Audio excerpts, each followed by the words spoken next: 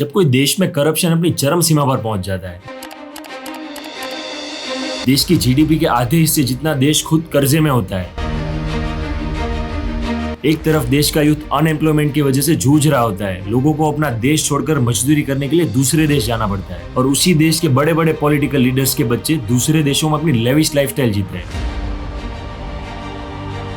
महंगे महंगे घरों में रहते हैं, महंगी महंगी गाड़ियां, महंगे महंगे कपड़े। और जब यूथ के द्वारा इस चीज का अपोज किया जाता है तब उनकी आवाज को एक तरीके से दबा दिया जाता है, उनकी फ्रीडम ऑफ स्पीच को डायरेक्टली छीन लिया जाता है। तब उस देश में एक ऐसी क्रांति जन्म लेती है जो आज हम सब अपनी आंखों से नेपाल में होते हुए देख रहे हैं।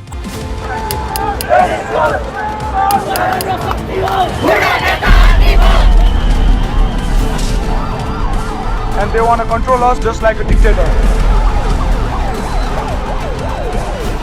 आप हत्या हो गई, यो मैसेज करो।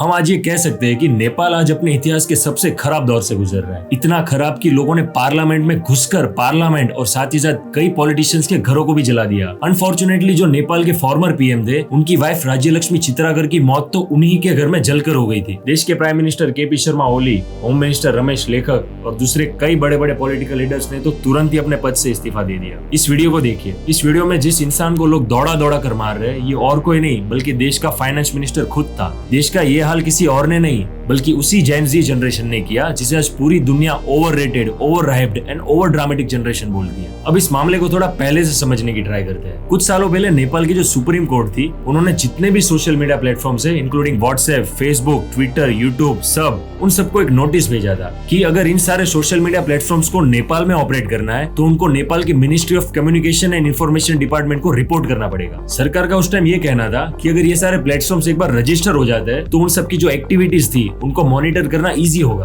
खासकर अनडिजायरेबल कंटेंट यानी कि fake news, hate speeches, violent content, इस सभी चीजों पर कंट्रोल हो सके। लेकिन उस समय ज्यादातर प्लेटफॉर्म्स ने इस चीज को इग्नोर कर दिया, क्योंकि ऑब्वियस सी बात थी, कोई भी कंपनी अपनी लोकल रेगुलेशंस को फॉलो करने के लिए अपनी ग्लोबल पॉलिसीज को सैक्रिफाइस क्यों ही करेगी। लेकिन कहानी में ट्विस्ट तब आता है जब 17 अगस्त 2025 के दिन नेपाल की सुप्रीम कोर्ट ने एक डायरेक्टिव इशू किया जो कि गवर्नमेंट के उस रजिस्ट्रेशन वाले फैसले के टोटली फेवर में था। इस बार भी रीजन यही दिखाया गया कि अनडिजायरेबल कंटेंट को मॉनिटर करना था, लेकिन इस बार असली रीजन कुछ और ही था। 25 अगस्त के दिन कोर्ट का ऑर्डर फॉलो करते हुए नेपाल कैबिनेट ने सारे प्लेटफॉर्म्स को एक फाइनल नोटिस दी और 28 अगस्त के दिन नेपाल की ministry of communication and IT department ने सारे प्लेटफॉर्म्स को एक 7 दिनों की फाइनल डेडलाइन दी और साथ ही साथ ये भी कहा कि अगर किसी भी प्लेटफॉर्म्स ने इन 7 दिन के अंदर रजिस्टर नहीं किया तो उनके खिलाफ एक्शंस भी लिए जाएंगे। टिकटॉक, वाइबर, वीटॉक, इन कुछ चुनिंदा एप्स को छोड़कर सारे सोशल मीडिया प्लेटफॉर्म्स ने इस डेडलाइन को मिस कर दिया। अब इसके परिणाम स्वरूप नेपाल की जो टेलीकॉम अथॉरिटी थी, उन्होंने 4 सितंबर 2025 के दिन एक साथ टोटल 26 सोशल मीडिया प्लेटफॉर्म्स को पूरे नेपाल में एक साथ बैन कर दिया। अब प्रॉब्लम ये थी कि जो नेपाल के लोग थे वो सोशल मीडिया प्लेटफॉर्म्स पर काफी ज्यादा डिपेंडेंट थे।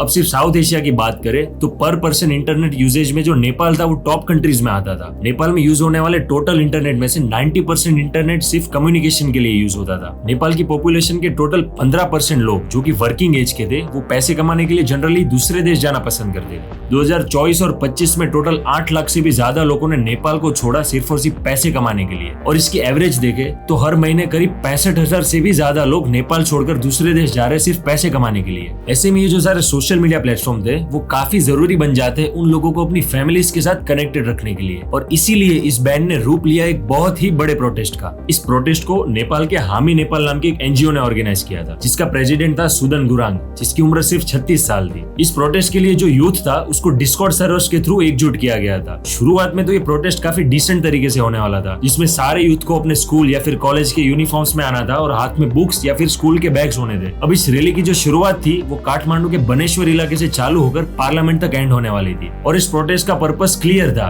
कि जो सोशल मीडिया एप्स पर गवर्नमेंट ने बैन लगाया था उस बैन को हटाया जाए, और देश में जो करप्शन चल रहा है, जो नेपोटिज्म चल रहा है, गवर्नमेंट उस चीज को रिकॉग्नाइज करे, उसकी अकाउंटेबिलिटी ले, और साथ ही साथ प्राइम मिनिस्टर रिजाइन करे। इतना सब कुछ होते हुए देखकर लोगों का गुस्सा गवर्नमेंट की ओर और भी ज्यादा बढ़ गया। पुलिस व्हीकल्स, गवर्नमेंट बिल्डिंग्स, यहाँ तक कि लीडर्स के घरों तक को भी जला दिया, और जब पूरा देश गुस्से की आग में जल रहा था, ये सब कुछ देखकर 9 सितंबर 2025 के दिन गवर्नमेंट ने जो सोशल मीडिया पर बैन लगाया था वो फाइनली वापस ले लिया। उन्होंने ये सोचकर बैन वापस ले लिया कि शायद सब कुछ पहले जैसा हो जाए, लेकिन हालात धीरे धीरे और बद से बदतर होते गए। पहली नजर में देखने में हमें ये मामला काफी सिंपल सा लगता है कि गवर्नमेंट गवर्नमेंट ने इन सारे प्लेटफॉर्म्स पर बैन लगाया, इसके लिए लोग प्रोटेस्ट कर रहे हैं। पर इस ब्लास्ट के लिए जो गन पाउडर चाहिए वो इस बैन के काफी पहले से जमा हो रहा था। नेपाल के जेनजी यूथ ने फेसबुक, इंस्टाग्राम और ट्विटर जैसे प्लेटफॉर्म पर एक ट्रेंड चला के रख दिया था, जिसमें पॉलिटिशियंस के बच्चे यानी कि नेपो किड्स जो कि फॉरेन कंट्रीज में अपनी लग्जरी लाइफस्टाइल जी रहे थे, उनको एक्सपोज किया जा रहा था। रील्स में, मीम्स में, हर जगह एक साइड बाय साइड कंपैरिजन चालू हो गया। एक तरफ नेपाल का यूथ जो कि बिना जॉब के जूझ रहा है और दूसरी तरफ पॉलिटिकल इलाइट्स के बच्चे जो कि उनके फॉरेन हॉलीडेज, लेविश पार्टीज और ब्रांडेड कार के साथ एंजॉय कर रहे हैं। Hashtag nepo kids, hashtag corrupt leaders, इन सारे हैशटैग ने इंस्टाग्राम पर आग लगा दी थी। लीडर्स के जो पुराने स्कैम्स थे उन सबको वापस से फ्रंट पेज पर लाया गया। Photos, news clippings, leak documents, हर एक चीज को वापस से वायरल किया गया। ये सारी चीजें नेपाल में आग की तरह फैल रही थी। इसलिए नेपाल की गवर्नमेंट ने सारे सोशल मीडिया प्लेटफॉर्म्स को बैन करके लोगों की आवाज को दबाने की कोशिश करी, ताकि उनकी ये जो करतूतें हैं वो लोगों के सामने ना आए। लेकिन तब तक बहुत देर हो चुकी थी। आज नेपाल में जो कुछ भी हो रहा है ये चीज नेपाल के लिए कोई नई बात नहीं है। अब मैं ऐसा इसलिए बोल रहा हूँ, 2008 से लेके आज तक इन 17 सालों में नेपाल में टोटल 14 बार सरकार गिरी है और बनी है। किसी भी गवर्नमेंट ने अपना 5 साल का टर्म एक बार भी कंप्लीट नहीं किया। और अभी अभी रिसेंटली जो सरकार गिरी उसको भी आए हुए सिर्फ 2 महीने ही हुए थे। इस चीज को थोड़ा इतिहास में जाकर समझने की ट्राई करते हैं। 2006 से पहले नेपाल में मोनार्की हुआ करती थी, यानी कि राजा का ही राज पूरे देश में चलता है। जनता का या फिर उनके वोट का कोई भी रोल नहीं था। और इस मोनार्की का जो आखिरी राजा था वो किंग ज्ञानेंद्र था, जो कि अपने आप को हिंदू राष्ट्रीय राजा बुलाता था। गांव के जो लोग थे उनको तो ये भी लगता था कि काठमांडू की जो एलिट क्लास है वो सारा पैसा खा रही है। इन सब प्रॉब्लम्स को खत्म करने के लिए 1996 में नेपाल की जो कम्युनिस्ट पार्टी थी, जिनको माओइस्ट के नाम से भी जाना जाता था, उन्होंने पीपल्स वॉर को चालू किया। और पीपल वॉर्स का सिर्फ एक ही मतलब था कि नेपाल में जो कैपिटलिस्ट सिस्टम चल रहा है उसको पूरी तरीके से खत्म करके नेपाल को एक टोटली रिपब्लिक नेशन बनाना है। 1996 से लेकर 2008 तक जितने भी सिविल वॉर्स हुए उनमें 17,000 से भी ज्यादा लोगों ने अपनी जान गंवाई। अब नेपाल की गद्दी पर 3 अलग अलग आइडियोलॉजीज की नजर थी। एक तरफ किंग ज्ञानेंद्र जो कि अपनी मोनार्की को हर हाल में बचाना चाहता था, दूसरी तरफ माओइस्ट जो कि इस मोनार्की को पूरी तरीके से खत्म करना चाहते थे, और तीसरी तरफ नेपाली कांग्रेस और यूएमएल जैसी पॉलिटिकल पार्टीज जो कि नेपाल में डेमोक्रेसी लाना चाहते थे। 2006 में सीपीएन यानी कि जो माओइस्ट थे वो और नेपाल की जो पॉलिटिकल पार्टीज थी वो, इन दोनों ने मिलकर किंग ज्ञानेंद्र के खिलाफ एक लोकतंत्र आंदोलन चलाया, जिसमें मिलियंस ऑफ नेपाली लोग सड़क पर उतर आए। और इस चीज की वजह से ना चाहते हुए भी किंग ज्ञानेंद्र को अपनी पावर फाइनली छोड़नी ही पड़ी। एंड फाइनली 21 नवंबर 2006 के दिन ये जो माओइस्ट थे वो और नेपाल गवर्नमेंट के बीच एक कॉम्प्रिहेंसिव पीस एग्रीमेंट साइन हुआ। अब इस एग्रीमेंट के अकॉर्डिंग ये जो माओइस्ट थे जिनको लोग टेररिस्ट की नजर से देखते थे, अब वो भी मेन स्ट्रीम पॉलिटिक्स में एंटर करेंगे और नेपाल गवर्नमेंट के साथ ही ज्वाइन होकर सारा काम करेंगे। 2008 में इस मोनार्की को ऑफिशियली एबोलिश कर दिया और अब फाइनली नेपाल एक फेडरल डेमोक्रेटिक रिपब्लिक बन चुका था। 2008 में इलेक्शंस करवाए जाते हैं और उन इलेक्शंस में सीपीएन यानी कि कम्युनिस्ट पार्टी ऑफ नेपाल की बड़े आसान तरीके से जीत हो जाती है। और इसी तरह नेपाल के पहले प्राइम मिनिस्टर बनते हैं पुष्पा कमल दाहाल प्रचंडा।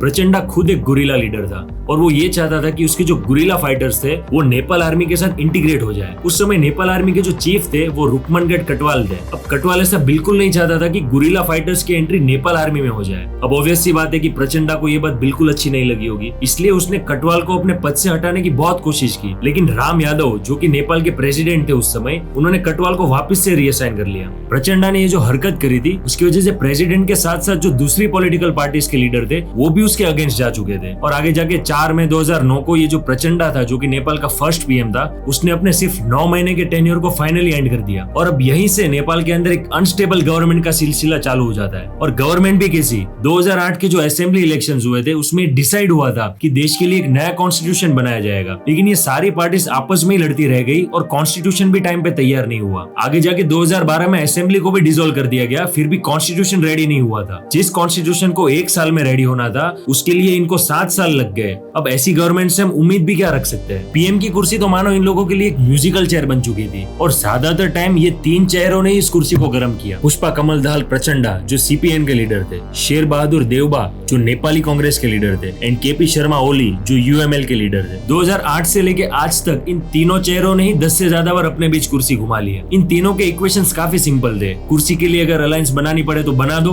तोड़नी पड़े तो तोड़ दो। अगर किसी दिन ओली और प्रचंडा की अलायंस बन गई तो ओली पीएम बनेगा, और अगर किसी दिन इन दोनों के बीच झगड़ा हो गया तो देवबा पीएम बनेगा, और कभी प्रचंडा और देवबा की अगर अलायंस बन गई तो फिर प्रचंडा वापस पीएम बन जाता था। मतलब कैसे भी करके अलायंस बनाकर एक बार मेजोरिटी हासिल कर ली, फिर उसी अलायंस को तोड़ना, यही इनका एक गेम बन चुका था। इस कुर्सी की लड़ाई में शायद ये लोग ये भी भूल गए थे कि गवर्नमेंट का काम ये भी होता है कि जनता के लिए पॉलिसीज बनाए, डेवलपमेंट करे। लेकिन यहाँ तो पार्लियामेंट का आधे से भी ज्यादा टाइम इन सबको म्यूजिकल चेयर खिलाने में चला जाता था। और जब किसी देश की पॉलिटिक्स से ऐसे झूल रही हो, उस देश की इकोनॉमी तो हमें ऊपर वाले के हाथ में ही छोड़नी पड़ेगी। पूरे साउथ एशिया में सबसे ज्यादा अनएम्प्लॉयमेंट अगर किसी कंट्री में है तो वो नेपाल में है। यहाँ पर यूथ को ज्यादातर इंडिया, मलेशिया, साउथ कोरिया या फिर कई गल्फ कंट्रीज में काम करने के लिए जाना पड़ता है। नेपाल की जीडीपी का 25 से 30% हिस्सा सिर्फ रेमिटेंस पर डिपेंडेंट है, यानी कि वो लोग जो कि बाहर की कंट्रीज में काम कर कर अपने देश में पैसा भेज रहे हैं। मोनार्की खत्म करके डेमोक्रेसी लाने का मेन पर्पस था डेवलपमेंट, लेकिन यहाँ रियलिटी तो कुछ और ही निकल के आ गई। जैसे जैसे नेपाल में सरकार बदलती गई, करप्शन और भी ज्यादा बढ़ता गया और जो डेवलपमेंट प्रोजेक्ट्स थे वो और भी ज्यादा डिले होते गए। मोनार्की खत्म करके डेमोक्रेसी लाने का जो मेन पर्पस था वो डेवलपमेंट था, लेकिन यहाँ रियलिटी तो कुछ और ही निकल के आई। जैसे जैसे सरकार आगे बढ़ती गई, नई नई गवर्नमेंट आती गई, वैसे वैसे करप्शन और भी ज्यादा बढ़ता गया। 2018 में व्हाइट बॉडी एयरक्राफ्ट स्कैम, जिसमें कि नेपाल एयरलाइंस के लिए जो एयरक्राफ्ट खरीदने थे उसमें काफी ज्यादा बड़े मात्रा में कमीशन खाया गया था। 2023 का भूटानीज रेफ्यूजी स्कैम, जिसमें कि नेपाली सिटीजन्स को फेक आईडीज बनवाकर अमेरिका भेजकर एक काफी बड़े पैमाने पर रेफ्यूजी स्कैम चलाया गया था। Ncell tax scam, Baluwatar land grab, Lalita Niwas scam और इससे कई सारे स्कैम्स हो गए जो इस इररिस्पॉन्सिबल गवर्नेंस के अंडर हुए। और इन सारे स्कैंडल में एक फिक्स पैटर्न हर बार देखने को मिलता है, या तो कोई टॉप का लीडर इसमें इन्वॉल्व होगा या तो फिर उनके सर्कल का कोई बंदा इसमें इन्वॉल्व होगा। मुझे लगता है ये जो सारे नेता है वो जनता का कल्याण करने के लिए इतने ज्यादा पागल हो गए कि इनको पैसे कम पड़ रहे हैं और इसीलिए वो स्कैम्स कर रहे हैं, क्योंकि कोई अपने लिए क्यों ही करेगा। एक नेता कभी थोड़ी सेल्फिश हो सकता है। नेपाल में जब से डेमोक्रेसी ने कदम रखा है, हर 2-3 साल में एक नया स्कैंडल बाहर आता है और हर 2-3 साल में लोगों का एक नया प्रोटेस्ट भी देखने को मिलता है और हर बार ये प्रोटेस्ट गवर्नमेंट के खिलाफ ही होता है। 2022 में नेपाल के लोगों ने नो नॉट अगेन कैंपेन चलाया था, ताकि ये जो 3 नेता इतने सालों से पीएम की कुर्सी के साथ जो म्यूजिकल चेयर खेल रहे थे, अब उनको थोड़ा आराम देना चाहिए। और दूसरे भी कई ऐसे नेता है जिनका चेहरा लोगों को एज ए पीएम देखने को मिले। 2015 constitution protest, 2019 medical education protest और ऐसे कई सारे प्रोटेस्ट जनता ने गवर्नमेंट के खिलाफ किए, पर एक भी बार गवर्नमेंट पर कुछ भी असर नहीं हुआ। लेकिन इस बार शायद पानी सर से ऊपर निकल गया था। इन जेंजीज ने करप्ट गवर्नमेंट को नेपाल से उखाड़कर फेंक ही दिया। मुझे लगता है किसी देश का ऐसा इतिहास देखकर एक बच्चा भी प्रेडिक्ट कर सकता है कि आज नेपाल में जो कुछ भी हो रहा है वो एक न एक दिन होना ही था, क्योंकि किसी कंट्री में देश को चलाने वाले लीडर को अपनी कुर्सी के अलावा और कुछ भी नहीं दिख रहा। उस देश में एक मैच्योर डेमोक्रेसी कैसे सस्टेन करेगी? पहले म्यांमार,